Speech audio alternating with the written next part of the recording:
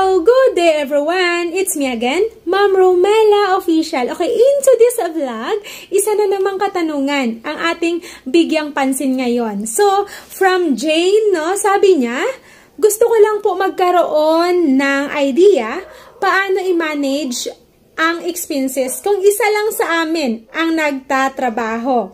Paano masustain ang expenses or ang gastusin sa bahay at tindahan para mapalago ang sari-sari store. So, yun po ang topic natin ngayon. Pero bago ang lahat, sa hindi pa dyan subscribe at or ngayon lang nanood sa ating munting channel, please subscribe my channel and hit nyo na rin yung notification bell para updated kayo pag may bago pa tayong upload.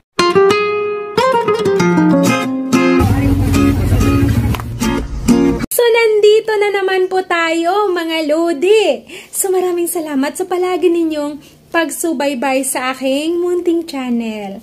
So, dito, sa ating topic ngayon, no, isang kaibigan natin or isa sa mga taga-subaybay natin nagtanong. Sabi niya, una-unang comment niya dito sa isang nating video, sabi niya, "Hello po, nanood po ako ng mga vlogs nyo. Malinaw at helpful po ang mga tips nyo." Wow! Question lang, ma'am, paano i-manage ang expenses?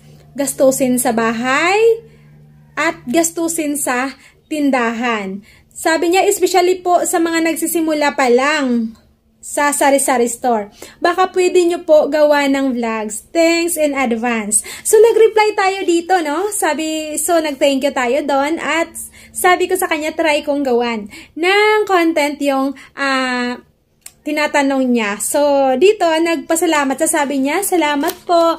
Plano na po kasi namin next year. Gusto ko lang po magkaroon ng idea paano po i-manage ang expenses kung isa lang sa amin ang may trabaho.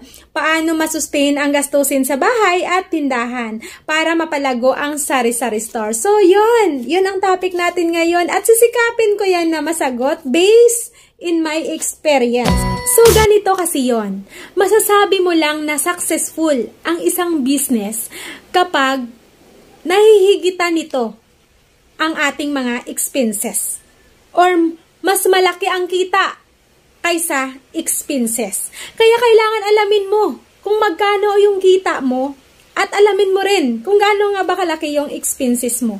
So sa doon, malalaman mo kung may pumapasok ba na kita or baka mas malaki yung lumalabas na pera or ang expenses. Kapag mas malaki yung expenses sa kita, sigurado, bagsak ang negosyo na yan.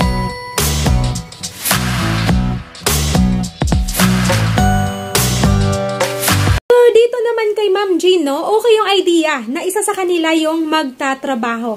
At least, no, hindi mabibigatan yung tindahan, no, yung mga expenses. Hindi lahat ang tindahan yung mag-handle, no. So, okay yung ganun, ma'am, na nagsa-start kayo, may katuwang yung tindahan nyo sa mga expenses. So, paano nga ba i-manage ang mga gastusin sa bahay at sa tindahan? Yung tipong hindi dapat maapektuhan yung ating tindahan at lalo pa itong lumago. So, magbibigay tayo ng example. Halimbawa, nakabenta ka ng 5,000 sa isang araw. So, sa 5,000 na yan, kukunin mo lang dyan kung magkano yung pinatong mo o ilang porsyento ang pinatong mo sa iyong produkto. So, kung nagpatong ka ng 20% sa iyong mga paninda, expected na kita mo sa 5,000 dyan ay 1,000. No? So, di mo dapat gagalawin. Itong 4 na natira, no? Itong 4 na to, ang 4,000, wag mong gagalawin yan. No, wag mong pakialaman yan. Dahil yan ang puhunan mo. Puhunan mo yan. No? Itong 1,000 na kita mo, yan lang ang panggastos mo sa bahay at para lumago ang iyong tindahan, dyan mo rin kunin ang pandagdag mo sa iyong tindahan. So, ganyan. Pag tayo ay nagsisimula, andyan yung pagtitipid. No, ganyan. Nag-start kami sa ganyan. Nung nag-start kami, ano talaga, yung andun talaga yung budgeting, no? Kasi hindi nga pwede na mas malaki yung expenses sa kita. No, so, halimbawa sa 1,000 na yan, ang gagawin mo para may matira dun sa, or may mapunta rin sa tindahan mo, no? Sa 1,000, kunin mo dyan kahit 700. 700 ang kunin mo dyan. Yun sa mga expenses mo, sa mga gastusin mo lahat.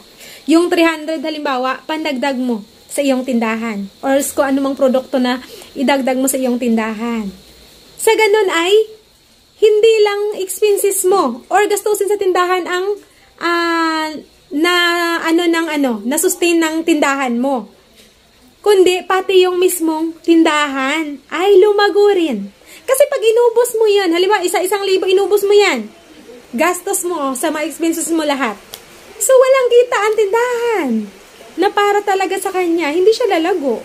Kasi walang dagdag. No? Kaya kailangan, kahit 100 lang, basta may mapunta rin sa tindahan. May maidagdag rin. So, kahit pa paano, lalago yan.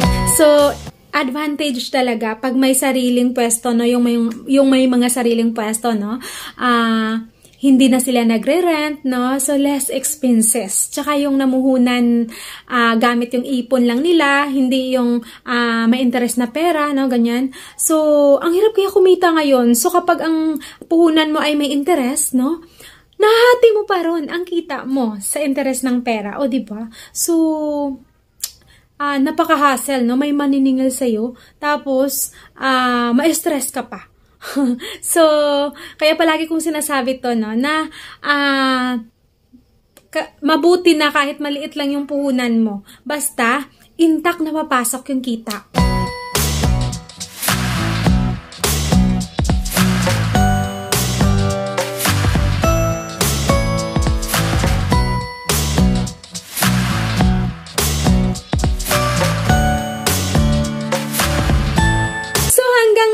Na lang ating video. Marami pong salamat, Ma'am James. Nagkaroon ako ng content na naman dahil sa iyong katanungan. Shout out po sa inyong mag-asawa. Good luck po sa inyong pinaplanong business. At, nga pala, sa ating mga kaibigan din dyan na nanonood ngayon at hindi pa pala subscribe sa ating munting channel, please pasuyo naman, pasubscribe naman ng ating munting channel at hit nyo na rin yung notification bell para updated kayo pag may bago akong upload. Thank you po!